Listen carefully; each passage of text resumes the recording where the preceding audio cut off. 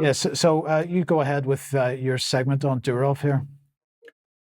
Yes, so before we get onto my slides here, in the show notes there will be a couple of pieces which I haven't put a slide together for, indicating that potentially the background to Mr. Durov's arrest was a hobnob with Vladimir Putin in Baku, Azerbaijan, at the tail end of a Central Asia tour of several former Soviet republics, in which Mr. Durov, according to people who've tracked down open source leads, was accompanied by a 24-year-old Dubai-based Slavic lady who specializes in cryptocurrency advice, called Yulia Vavilova.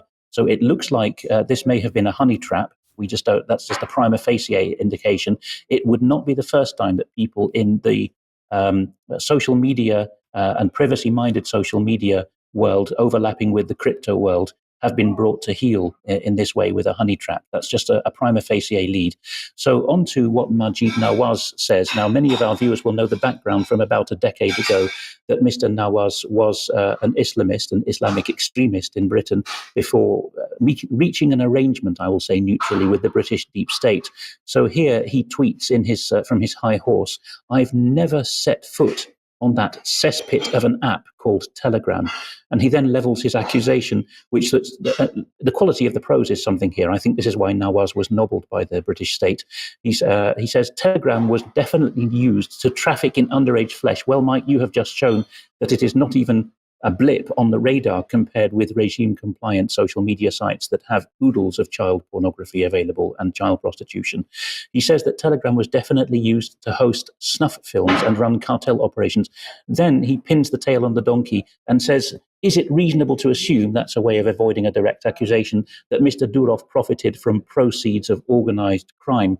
I don't know whether you have a thought on whether it's fair in any way to accuse the CEO of an organization in this way of such things, but I'll just finish the slides from my point. He says that in response to somebody else here on the next slide, that pointing out that other apps may have been used to facilitate crime doesn't answer my crime. Anything like that he calls whataboutery. So this is a term from the world of counterterrorism. If you talk about a particular state or organization and then say, no, other people have done the same thing, you're accused of whataboutery. So, he says here, Mr. Nawaz, that other apps are immune from criticism for the same reason. So clear favoritism going on here. Now, Chris Pavlovsky, the founder of Rumble, a video platform that we no longer use because of reliability issues, but which is in the free media camp, banned in France, at least one EU member state. I think here in Slovakia you can still get it, although they do have a special police force here just to raid people who make what are called pro-Russian comments. So I have to watch my wording even here. Mr. Pavlovsky, who founded Rumble, says that he's just departed from Europe.